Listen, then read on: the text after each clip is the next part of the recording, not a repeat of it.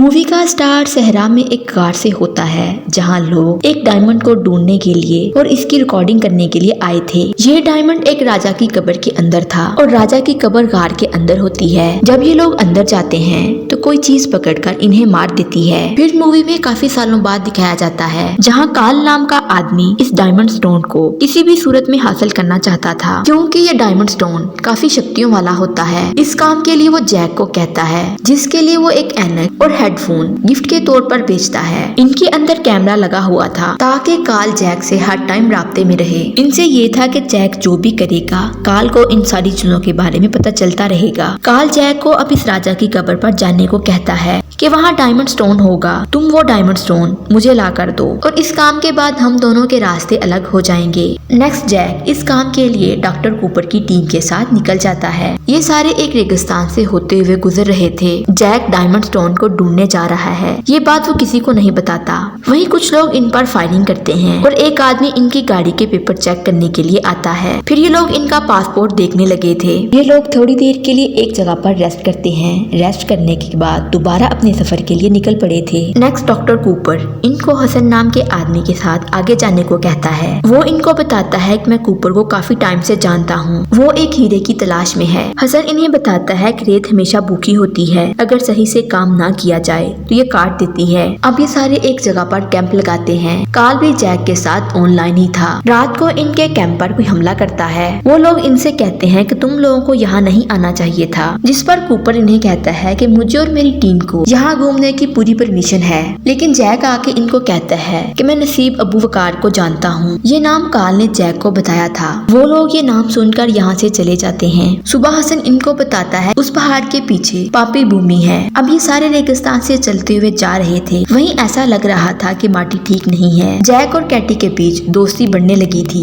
ये सब अपने सफर पर चल रहे थे। रात में ये सारे मिलकर दारू पीते और आपस में बैठे बातें कर रहे थे। सुबह ये सारे उसी कार में आ गए थे और इसके अंदर जाते हैं। लेकिन हसन को देखकर लग रहा था कि जैसे वो भी मशकूक हो। ऊपर अपनी टीम के साथ गार में आ गया था। जैक एक वहाँ रखी स्लैब को पढ़ता है, जिसके ऊपर कुछ अजीब लैंग्वेज में लिखा हुआ था, जिसे सिर्फ जैक ही पढ़ना जानता था। ये थोड़ा आगे जाते हैं, वहाँ इनको एक और स्लैब मिलती है, जिससे पता चलता है डायमंड स्टोन को कब्र में रखा गया है। पर कैटी इन बातों पर यकीन नहीं करती। काल जैक के साथ मुसलसल राब्ते में था। वो इन्हें इन स्लैब से देखकर बताता है कि ये रास्ता कब्र के अंदर से जाता है। जैक ये भी बताता है कि हमें इससे पता चलता है अगर हमें वो मम्मी मिल गई तो हमें डायमंड स्टोन भी मिल जाएगा, क्योंकि डायमंड स्टोन उस मम्मी के अंदर है। दूसरी तरफ बाहर कुछ लोग इन पर हमला करते हैं। वो इनके सामान के साथ कैटी को भी पकड़ लेते हैं, लेकिन जैक कैसे भी करके कैटी को इन आदमी से छुड़ा लेता है। नेक्स्ट कूपर कहता है हम ये जगह छोड़कर जा रहे हैं, क्योंकि ये जगह सेफ नहीं है। इतनी देर में गार के अंदर माटी पर किसी ने हमला कर दिया था। ये सब माटी को बचाने के लिए अब गार की तरफ भागते हैं। कैटी आकर आदमी को गोली मार देती है, लेकिन माटी की कंडीशन काफी खराब थी। गैरी इन्हें आकर बताता है कि इन लोगों ने हमारा रेडियो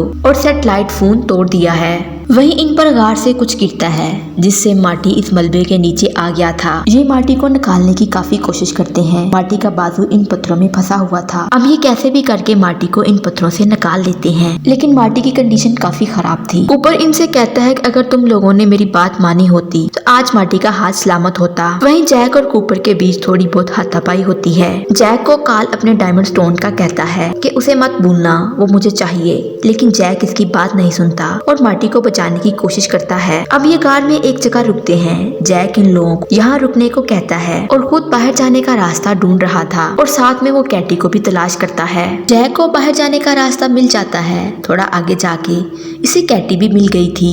अब ये वापस अपने साथियों के पास आता है। अब ये सारे यहाँ से बाहर जा रहे थे कि आगे इन्हें किसी की बसीदा बॉडी मिलती है। यहाँ से जैक को एक डायरी मिली थी जिस पर कुछ बना होता है। अब ये सारे बाहर जाने लगते हैं, पर रास्ता छोटा था। इसके अंदर से सिर्फ एक एक करके ही गुजरा जा सकता था। ये सब गुजर जाते हैं, लेकिन माटी खुद को आखिर पर जाने को कहता है, क्योंकि इसकी कंडीशन काफी खराब थी।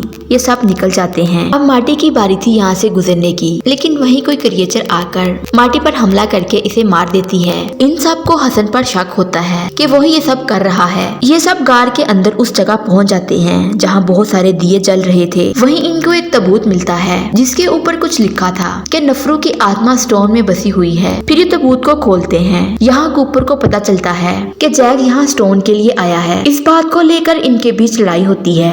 वहीं पीछे से एक मम्मी आकर इन पर हमला करती है। वो डॉक्टर कूपर और उसके साथी को मार देती है। अब जैक कैटी को यहाँ से जाने को कहता है। खुद दूसरे रास्ते जाने लगा था। आगे से मम्मी जैक को पकड़कर उसी जगह ले आती है जहाँ दिए जल रहे थे। वो इस पर कुछ स्पेल पढ़कर इसे खूब मारता है। फिर थोड़ी देर बाद दिखाया जाता है कि हसन जैक के ऊपर बैठकर इसे चाकू से मारने ही लगता है कि पीछे से कैटी हसन को चाकू से मार देती है। ऐसे इसने जैक को बचा लिया था। अभी दोनों बाहर जाने लगते हैं। मम्मी इनके पीछे भागती है। कैटी इस पर मुसलसल गोलियां चला रही थी। वहीं जैक ने इस मम्मी की बॉडी से डायमंड स्टोन निकाल लिया था जिसके लिए वो यहाँ पर आया था। वो इस मम्मी को धमाके से उड़ा देता है। आखिर में दोनों गार से बाहर आ गए थे। जैक कैटी को डायमंड स्टोन दिखाता है। जैक काल को चीट करता है। वो कैमरा और हेडफोन निकाल कर फेंक देता है जिस पर काल जैक पर चीखता चलाता है। लेकिन ये दोनों डायमंड स्टोन लेकर यहाँ से चले गए थे।